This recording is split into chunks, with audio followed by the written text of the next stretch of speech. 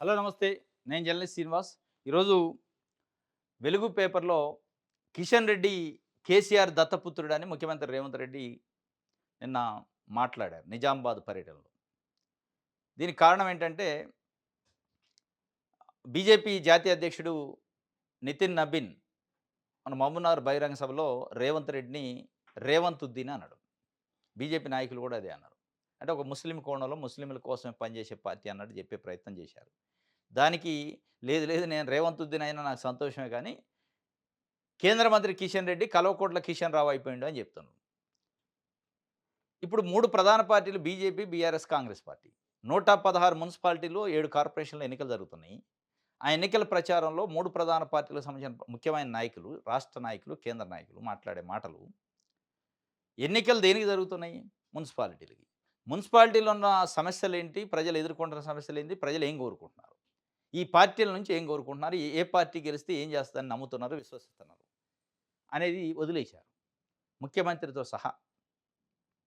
ముఖ్యమంత్రి గారు రాష్ట్రంలో అధికారంలో ఉన్నారు. ఈ 2.5 సంవత్సరాలు ఏం పని చేసినా, ఏం చేయబోతున్నారో చెప్పట్లే. బీజేపీ కేంద్రంలో అధికారంలో ఉంది. ఈ 2.5 సంవత్సరాల నుంచి లేదంటే ఈ 11 సంవత్సరాల నుంచి కేంద్రంలో అధికారంలో ఉన్న బీజేపీ పట్టణ అభివృద్ధి కోసం ఏం తెచ్చింది, నిధులు ఏం చేసింది, ఏం చేయబోతుందో చెప్పట్లే. బీఆర్ఎస్ 10 సంవత్సరాల పాటు పరిపాలన అధికారంలో ఉన్న బీఆర్ఎస్ ఇప్పుడు అపోజిషన్‌లో 2.5 సంవత్సరాల నుంచి ప్రజల కోసం ఏం ఉద్యమాలు చేసిందో, అంతకుముందు ప్రజల కోసం ఏం పని చేసింది చెప్పట్లే. కేవలం వ్యక్తిగతంగా విమర్శలు, పార్టీల పరంగా రాజకీయాలు మాట్లాడుతున్నారు. ఇది కాదు ప్రజలు కోరుకునేది. ఇప్పుడు మీరు రేవంతుద్దీనా, లేదంటే కిషన్ రెడ్డి కల్వకుంట్ల కిషన్ రావా, లేదంటే ఇంకొక ఆయన అనేది ప్రజలకు అవసరం లే. ఎవరైనా కావచ్చు. ఎవరు ఫెవికాల్ బంధం, ఎవరిది ఫెవికిక్ బంధం ప్రజలు కోరుకోవట్లే. ఫెవికాల్ బంధాలట, ఫెవికిక్ బంధాలట, కల్వకుంట్ల కిషన్ రావట, లేకపోతే రేవంతుద్దీన్ అట. ఇవి కాదు ప్రజలు కోరుకునేది. ఆ స్థానికంగా వాళ్ళ వార్డులోనో, వాళ్ళ కౌన్సిలర్ ఆ పరిధిలోనో, కార్పొరేట్ పరిధిలోనో ఉన్న సమస్యలేంది, ఎలక్ట్రిసిటీ సమస్య ఏంది, డ్రైనేజ్ సమస్య ఏంది, రోడ్ల సమస్య ఏంది, వీధి కుక్కల పరిస్థితి ఏంటి, హెల్త్ ఇష్యూ ఏంది, హెల్త్ సెంటర్‌లేంటి, పారిశుద్ధ్యం ఏంటి, వీటినే గదా! వాటిపైన కదా మీరు మాట్లాడాల్సింది. ఇవన్నీ అసలు కావాల్సిన అంశాలు మాట్లాడకుండా ఏదో చెత్త మాటలన్నీ మాట్లాడి, చివరి రోజు మేనిఫెస్టో అంటారు ఈ రాజకీయ పార్టీలు. ఇప్పుడు ఆ చివరి రోజు మేనిఫెస్టో ఇచ్చే బదులు, ముందే మేనిఫెస్టో ఇచ్చిన తర్వాతనే ప్రచారంలోకి దిగి, ఆ మేనిఫెస్టో గురించే ప్రజలు మాట్లాడుకునేటట్టు చేసి, ఆ మేనిఫెస్టోలలో ఎవరి మేనిఫెస్టో నమ్మకమైంది, ఎవరి మేనిఫెస్టో నమ్మాలి, విశ్వసించాలని ప్రజలు అనుకోని, ఓట్లేసే విధంగా లేదు వాతావరణం. అది చేయాల్సింది వాస్తవంగా. అది వదిలేశారు. అది కోరుకుంటున్నారు ప్రజలు. ప్రజలేం కోరుకుంటున్నారు? మీరేం మాట్లాడుతున్నారు రాజకీయ నాయకులు? ప్రజలకు కావాల్సిందేంది? మీరు మాట్లాడే మాటలేంటి? ఏంటి కల్వకుంట్ల కిషన్ రావట, రేవంతుద్దీన్ అట దీనితోని ప్రజల కడుపు నిండిద్దా? ప్రజల సమస్యలు పరిష్కారం అయితాయా? అది వదిలేశారు. ఇంకొక మాట ముఖ్యమంత్రి రేవంత్ రెడ్డి గారు నిన్న నేను అందరి వాడిని రేవంతుద్దీన్ అని నాకు పేరు పెట్టారని సంతోషమే. అయినా నేనేదో ఒక ముస్లింల కోసమే కాదు అందరి వాడిని. నాకు కులం లేదు, మతం లేదు, జాతి లేదు, ప్రాంతం లేదు అన్నారు. సంతోషం మంచిది అట్లే ఉండాలి. కానీ మీరే గతంలో రెడ్డి సంక్షేమ సంఘం మీటింగ్‌కి రెడ్లకు సంబంధించిన ఒక మీటింగ్‌లో మాట్లాడారు. అంటే వనభోజనాలు లాంటివి జరుగుతుంటాయి గదా! దానికి అటెండ్ అయ్యి ఆయన కొన్ని మాటలు మాట్లాడారు. ఆ మాటలు చాలా వైరల్ అయినాయి అప్పట్లో. మీరు ఈరోజు మళ్ళా అందరివాడిని అంటున్నారు. ఆ రోజు గాని అందరివాడు మనం ఈరోజు ఎట్లా అనుకోవాలి? మీ మనసులో ఉన్న మాటను ఆ రోజు బయటపెట్టారు. ఈరోజు రాజకీయం కోసం అందరివాడిని అంటున్నారా అని ప్రజలు అనుకోరా? రాజకీయ నాయకుడిగా మీరున్నప్పుడు ఎక్కడ ఏ డయాస్ అయినా అది రెడ్డి మీటింగా, ఖమ్మం మీటింగా, లేకపోతే ఇంకొక మీటింగా, వెలం మీటింగా పక్కన పెడితే మనమే రాజులు. మనకే రాజ్యాధికారం చేసే హక్కుంది. మన కులాందే. రాజ్యాన్ని ఏలే కులం మనది. దాని కింద మన కింద పనిచేసే కులాలు కింది కులాలని చెప్పే ఒక నెరేషన్ వచ్చేలాగా మీరు ఒక రెడ్డి వనభోజనాల కార్యక్రమంలో గతంలో మాట్లాడారు. మరి ఆ మాటలకేం చెప్తారు ఇప్పుడు అందరి వాడంటే? చాలామంది నాయకులు మాట్లాడుతా ఉంటారు. వాళ్ళ కుల మీటింగ్‌లకు పోయి ఒకటి మాట్లాడతారు. ప్రజల దగ్గరకొచ్చి ఇంకోటి మాట్లాడతారు. అందరివాడు అని మీరంటే కాదు ప్రజలు అనుకోవాల. ఎస్ రేవంత్ రెడ్డి అందరివాడు అని చెప్పి. కొంతమంది నాయకులుంటారు. ఎన్టీ రామారావు గారు లాంటి వ్యక్తులు, డాక్టర్ వైఎస్ రాజశేఖర రెడ్డి లాంటి వ్యక్తులు, వాళ్ళ రాజకీయ పార్టీ ఏ పార్టీ ఉన్నా, ఏ కులమైనా, ఏ ప్రాంతమైనా. చాలా వర్గాలు, అట్టడుగు వర్గాలు, కింది స్థాయి ఎస్సీ, ఎస్టీ, బీసీ, మైనారిటీ వర్గాలు మా నాయకుడు, మా అభిమాన నాయకుడు అని వాళ్ళు ఒక దేవుడు లెక్క కొలిచే నాయకుడు, ఇళ్లల్లో ఫోటోలు పెట్టుకొని పూజించే నాయకత్వం ఉంది మన దగ్గర. అట్లా వాళ్ళు పూజించాలి తప్ప మీకు మీరే అనుకోవద్దు. నేను అందరివాడిని అంటున్నాను అంటే జనం నమ్మట్లేదు నేను అందరివాడినని నమ్మించే ప్రయత్నం చేస్తున్నట్టుంది తప్ప ఇది కాదు. మీరు అందరివాడా కాదా ఇది సెకండరీ. ప్రజలకు ఏం చేస్తారో చెప్పండి. ఇప్పటికైనా ఇంకా 2, 3 రోజులు ప్రచారం ఉంది. అన్ని పార్టీలు బీజేపీ, కాంగ్రెస్, బీఆర్ఎస్. మేము గెలిస్తే ఇగో ఇది చేస్తాం ప్రజలకి. ఏ ఏ ప్రాంతంలో వాళ్ళ సమస్యలేందో గుర్తించండి. అది వదిలేసారు అసలు. మొత్తం ఎన్నికలను ఒక ట్రాప్‌లోకి తీసుకుపోతున్నారు. ప్రజల సమస్యలు కాకుండా రాజకీయ సమస్యలే మాట్లాడుతున్నారు. ఇది ఒక వార్త అయితే రైట్. సాగులో ఉన్న భూమికేనట Rythu Bharosa, survey, ground truth వివరాలతో పెట్టుబడి సాయం ఇచ్చే విషయంలో సర్కారు వచ్చే యాసంగి నుంచే కొత్త విధానం శాటిలైట్ మ్యాపింగ్ ఆధారంగా సాయం. వానాకాలం డేటానే ప్రామాణికం. ఇప్పటికే అందుబాటులోకి వచ్చిన సర్వే వివరాలు రాష్ట్రంలో ఉన్న పట్టా భూమిలో 20 లక్షల ఎకరాల్లో సాగు తేడా త్వరలోనే ప్రభుత్వానికి అగ్రికల్చర్ యూనివర్సిటీ తుది నివేదిక. సాగులో ఉన్న భూమికి రైతు భరోసా ఇస్తారట రైతులు కూడా కోరుకుంటున్నారు. ఇక నిజంగా భూమిని నమ్ముకొని భూమి కోసం రైతు వ్యవసాయం చేసే రైతులు ఎవరు కూడా సాగులు లేకుండా ఉంచరు, ఖాళీగా ఉంచరు. అది వర్షాలున్నా లేకపోయినా, నీళ్లున్నా లేకపోయినా మెట్ట పంటలో ఏదో ఒక పంట ఏస్తా ఉంటారు.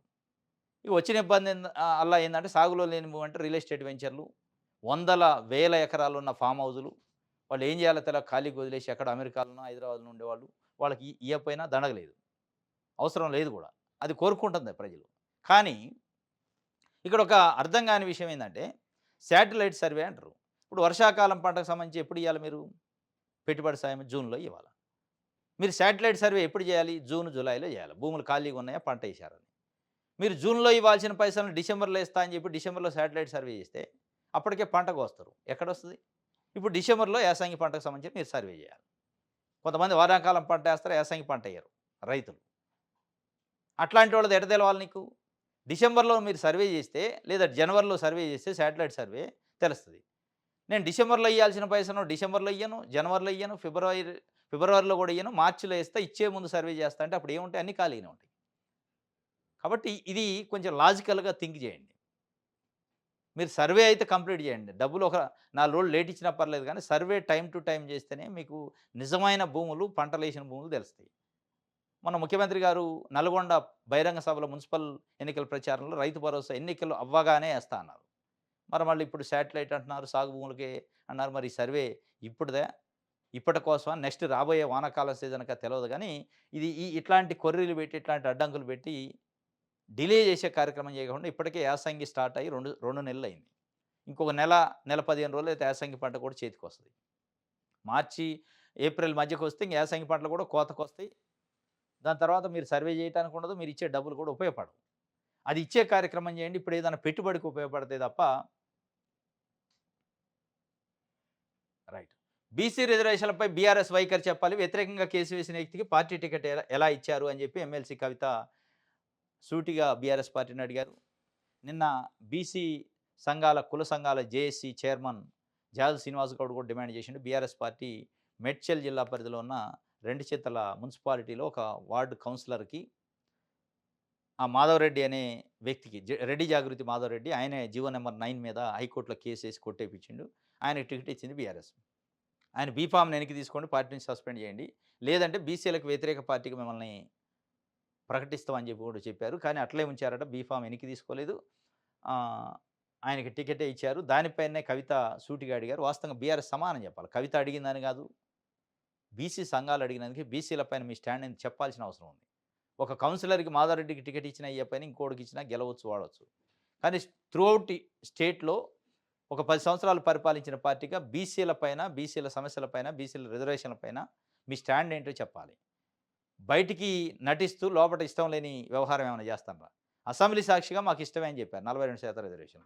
ఇష్టమే అన్నాక దాన్ని వ్యతిరేకించిన మాధవరెడ్డికి వ్యతిరేకించి చట్టం దాన్ని కొట్టేపించిన జీవోను కొట్టేపిస్తూ కేసేసిన మాధవరెడ్డికి టికెట్ ఇచ్చారు అంటే ఏమి నైతికత అది? దానిపైన సమానం చెప్పాలి వాస్తవంగా. సమానం చెప్పి అవసరమైతే ఆయన సస్పెండ్ చేయాలి. పార్టీ బీఫామ్‌ని వెనక్కి తీసుకోవాలి. ఆయన మా పార్టీ కాదని ప్రకటించాలి. అప్పుడు తప్ప మిమ్మల్ని నమ్మే పరిస్థితి లేదు వాస్తవంగా బీఆర్ఎస్‌ని.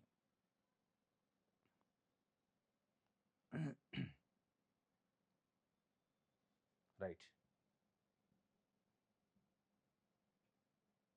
ఆంధ్రప్రభ చూద్దాం. మా సారథ్యంలో వికసిత మున్సిపాలిటీలు వస్తాయట. బీజేపీ మేనిఫెస్టో కేవలం ఒక పత్రం కాదు, తెలంగాణ పట్టణాలకు మహర్దశ తెచ్చే ప్రణాళిక. మా సారథ్యంలో వికసిత మున్సిపాలిటీలు. వికసిత్ భారత్, వికసిత్ తెలంగాణ, వికసిత మున్సిపాలిటీల కాడికొచ్చింది. ఎట్లయితే వికసిత మున్సిపాలిటీలు? 8 మంది ఎంపీలని బీజేపీ పార్టీకి తెలంగాణ ఇస్తే 8,000 కోట్లు కూడా తెలంగాణకు కేటాయించలే కేంద్ర బడ్జెట్‌లో. ఇప్పటికే 2 ఫుల్ బడ్జెట్‌లు అయిపోయినాయి. మూడోసారి ప్రధానమంత్రి అయిన తర్వాత మోడీ గారు 2 ఫుల్ బడ్జెట్‌లు అయితే 2 ఫుల్ బడ్జెట్‌లో కలిపి కూడా 8,000 కోట్లు కేటాయింపులు జరగలే. అంటే అట్లాంటి చాలా నిధులు ఇస్తాను, చాలా స్కీములు ఇస్తాను అంటారు. అవి బయాస్డ్‌గా వచ్చే నిధులు కాదు. అవి గాకుండా తెలంగాణ కోసం, తెలంగాణ పట్టణాల కోసమో, పల్లెల కోసమో, తెలంగాణ ప్రజల కోసం కేటాయించిన బడ్జెట్ ఏందంటే ఏం లేదు. అదేవిధంగా రాష్ట్ర పునర్విభజన చట్టం ప్రకారం రావాల్సిన నిధులు, రావాల్సిన హక్కులు ఇంతవరకి అమలు లేదు. ఇక వికసిత మున్సిపాలిటీలు ఎట్లా అయితాయని ఎట్లా నమ్మాలి ప్రజలు?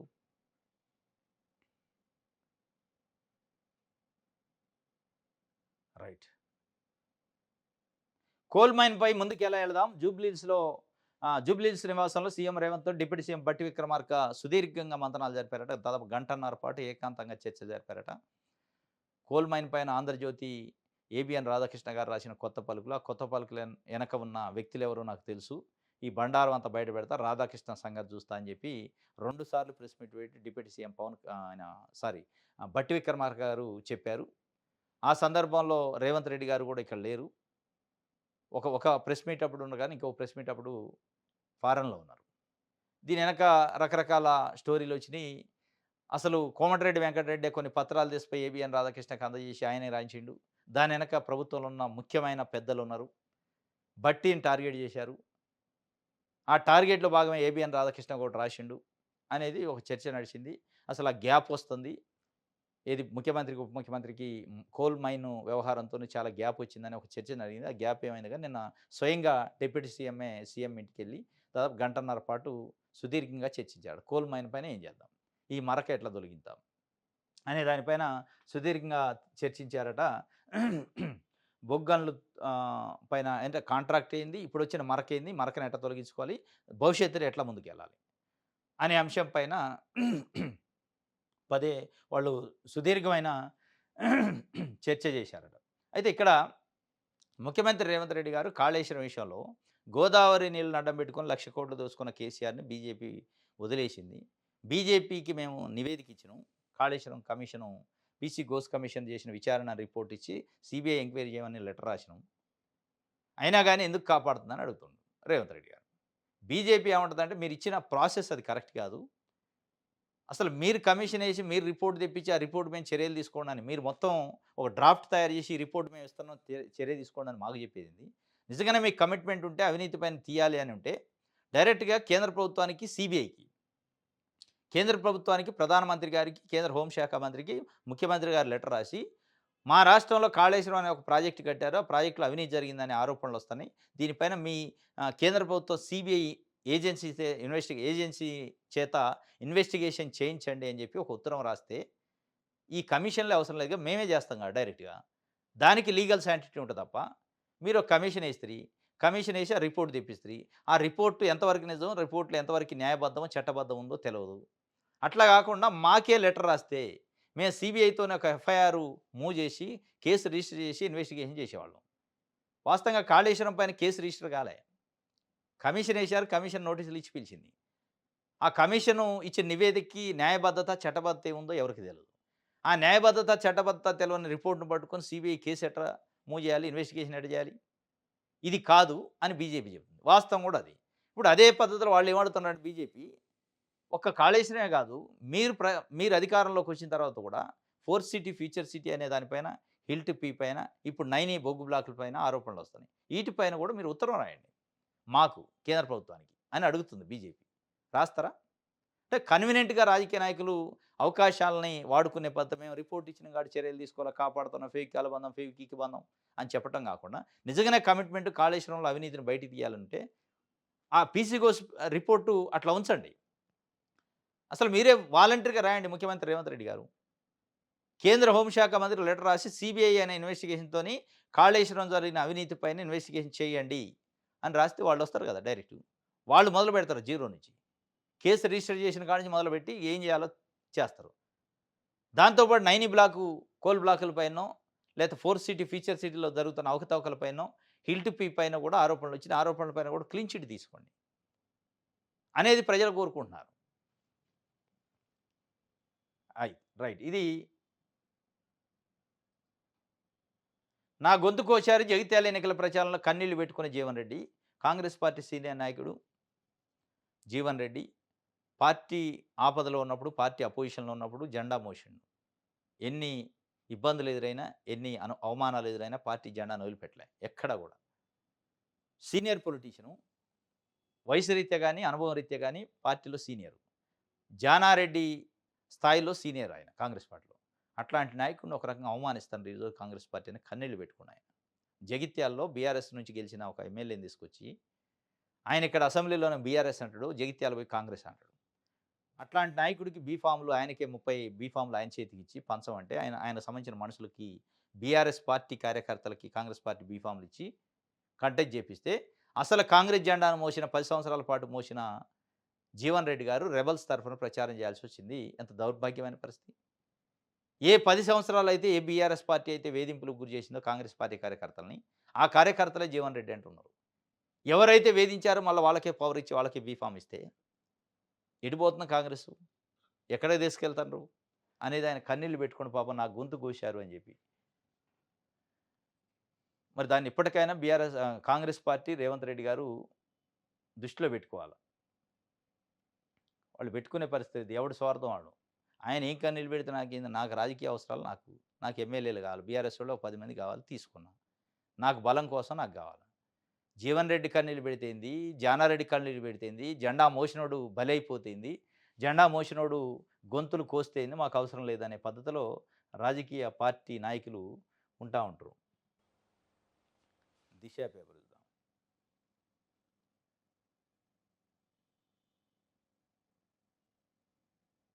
రైట్. ఇదే చివరి అవకాశం. ఎమ్మెల్యేల అనర్హత అంశాన్ని త్వరగా తేల్చండి, లేదంటే కోర్టు ధిక్కరణగాన్ని పరిగణిస్తాం. తెలంగాణ స్పీకర్‌కు సుప్రీంకోర్టు సూచన.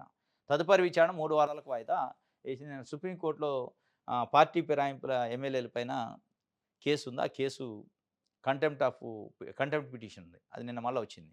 స్పీకర్‌కి మళ్ళీ ఒక 3 వారాలు డెడ్‌లైన్ పెట్టింది. చివరి అవకాశం ఇదే. ఒకవేళ మీరు చర్యలు తీసుకోకపోతే ఏం జరగదో వాళ్ళకి కూడా క్లీన్ చిట్ ఇచ్చే అవకాశమే కనిపిస్తుంది. రైట్. నేను అందరి వాడిని, నాకు కులమో, మతమో లేదు, అన్ని కులాలను, మతాలను సమన్వయం చేసుకొని రాష్ట్రాన్ని నంబర్ 1 చేస్తా. ఇది ఇప్పుడు అంటున్నారు. రెడ్డి సంఘం మీటింగ్‌లో పోయి నేను అందరి వాడిని కాదు, కేవలం రెడ్లకు సంబంధించినోడిని చెప్పే విధంగా మాటలు అర్థం వచ్చే విధంగా మాట్లాడినారు. ఇప్పుడు సమాధానం చెప్పలేని పరిస్థితి.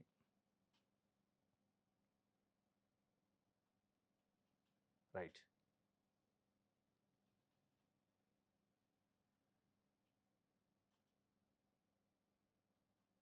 రైట్. పవన్ మున్సిపల్స్ ప్రచారం రద్దయింది. అనూహ్య నిర్ణయంపై రకరకాల ఊహాగానాలు. ఓటమి భయంతో పవన్ ప్రాధేయపడ్డారు అని చెప్పి పీసీసీ చీఫ్ చెబుతుండు. పవన్ క్రెడిట్ ఎందుకని మున్సిపాలిటీ ఎన్నికల ప్రచారానికి బీజేపీ వద్దందని కొంత. పవన్ వస్తే డ్యామేజ్ అయ్యిద్దని బీజేపీ ప్రాధేయపడి ఆపిందని. నువ్వు వచ్చి ఈడ కాలు పెడితే నాయన ఆంధ్ర పార్టీ అని ముద్రపడిద్ది. మళ్ళీ ఇక్కడ తెలంగాణలోని మున్సిపాలిటీ మాకు డ్యామేజ్ అయిద్దని, తెలంగాణ సెంటిమెంట్‌కి భంగం అయిద్దని ప్రాధేయపడ్డారని పీసీసీ చీఫ్ చెప్తుండు. ప్రాధేయపడలేదు అని చెప్పి బీజేపీ చెప్తుంది. మరి ఎందుకు ఆగిండంటే జ్వరం వచ్చి ఆగిండు అంటున్నారు. నిజంగా జ్వరం వచ్చి ఆగిండా? లేదా సెంటిమెంటు ఇష్యూ అయిద్దనే? లేదా పవన్ కళ్యాణ్ వచ్చి ప్రచారం చేయడం వల్ల ఏమన్నా బీజేపీకి 10 పరకో సీట్లొస్తే ఆ క్రెడిట్ ఆయన ఖాతాలో వేయటం ఎందుకని కానీ ఏదో ఒక 4, 5 కారణాలతోని పవన్ కళ్యాణ్ పర్యటన రద్దయింది. ఎన్డీఏ కూటమిలో భాగస్వామ్య పక్షం. అదే ఎన్డీఏ కూటమిలో పక్క రాష్ట్రంలో భాగస్వామ్య పక్షం ఉంటారు. ఢిల్లీలో భాగస్వామ్య పక్షాలు ఉంటారు. తెలుగుదేశం పార్టీ, జనసేన. తెలంగాణ బోర్డర్‌లోకి వచ్చేటప్పటికి వాళ్ళు మా పార్టీ, మా కూటమి కాదని బీజేపీ చెప్తా ఉంటది. ఏంటి ఆందోళన? అంటే బీజేపీ పార్టీకి తెలుగుదేశం పార్టీ, జనసేన పార్టీ ఢిల్లీలో మద్దతు ఇవ్వడానికి అవసరం, ఆంధ్రప్రదేశ్‌లో కూటమిగా అవసరం గానీ, తెలంగాణలో వచ్చేటప్పటికి అదే జనసేన, అదే బీజేపీ, అదే తెలుగుదేశం పార్టీ, జనసేనని ఒక అంటరాని పార్టీగా దూరంగా పెట్టే కార్యక్రమం. మీరు రావద్దు నాయన, మీకు మాకు సోపతొద్దని చెప్పే కార్యక్రమం ఎందుకొస్తుందంటే, ఆంధ్ర అనే ఒక సెంటిమెంటు, తెలంగాణ సెంటిమెంట్ రగిలిద్ది ఆంధ్ర వాళ్ళు రావటం వల్ల అనే ఒక భయం, ఆందోళన. ఇది రాబోయే ఎన్నికలలో, రాబోయే కూటమి అనేది ఇక్కడ ఆంధ్రప్రదేశ్‌లో ఉంటది తప్ప తెలంగాణలో ఉండే పరిస్థితి లేదని స్పష్టంగా అర్థమైంది. కేవలం సెంటిమెంట్ కోసమే ఆపారు. తెలంగాణ సెంటిమెంట్ వల్ల ఆయనొస్తే బీఆర్ఎస్‌కు, కాంగ్రెస్‌కి అడ్వాంటేజ్ అయ్యిద్ది. ఆల్రెడీ పీసీసీ అధ్యక్షుడు పవన్ కళ్యాణ్ పైన కామెంట్ చేసిండు మహేష్ కుమార్ గౌడ్. పవన్ కళ్యాణ్‌కి తెలంగాణలో ఏం పనని. ఆంధ్రప్రదేశ్‌లో డిప్యూటీ సీఎం, ఆంధ్రప్రదేశ్ రాజకీయ నాయకుడు ఆయన. ఆంధ్ర పార్టీలో ఆంధ్ర నాయకులకి ఇక్కడేం పని అని చెప్పి కామెంట్ చేసిండు. ఆ కామెంట్‌తోనే గాని ఆ సెంటిమెంట్‌ని గమనించారు వాళ్ళు. క్యాన్సిల్ చేసుకుండ్రు. ఈ క్యాన్సిల్ వల్ల ఎందుకంటే పవన్ కళ్యాణ్ చాలా దూకుడుగుండు. పవన్ కళ్యాణ్ తెలంగాణలో పోటీ చేయాలి, పోటీ చేయాలనే దూకుడుగుండు. ఆ దూకుడుకి కళ్ళెం వేశారు. ఎందుకంటే అమిత్ షాతోని కూడా మీటింగ్ అయిండు పోయి మున్సిపల్ ఎన్నికల గురించి. మరంత స్పీడ్‌గా ఉన్న పవన్ కళ్యాణ్‌ని బ్రేకులేశారు బీజేపీ. ఈ బ్రేకుల తర్వాత మరి రేపు కూటమి భవిష్యత్తేంది? కూటమి నుంచి ఇట్లా ఈ బీటలు ఇంకా ఎక్కువైతాయా? కూటమి స్ప్లిట్ అయ్యే అవకాశం ఉంది. ఇప్పటికే ఆంధ్రప్రదేశ్‌లో జరుగుతున్న లడ్డు, కల్తీ నెయ్యి వ్యవహారంలో బీజేపీ మౌనం వ్యూహాత్మకంగా. పవన్ కళ్యాణ్, చంద్రబాబు నాయుడు గారు గాయి కావటం ఇదంతా చూస్తుంటేనే కూటమి భవిష్యత్తులో ఎట్లా ఉండబోతుందో స్పష్టంగా అర్థమవుతుంది. ఎంతవరకు గ్యారంటీ ఉంది అనేది. ఇది పవన్ కళ్యాణ్ మున్సిపల్ ప్రచారం రద్దయిపోయింది అనేది ఒక వార్తని ఇచ్చారు. ఇది ఈరోజు న్యూస్ అనాలిసిస్. రేపు తాజా వార్తలతోని తిరిగి కలుసుకుందాం. Thank you.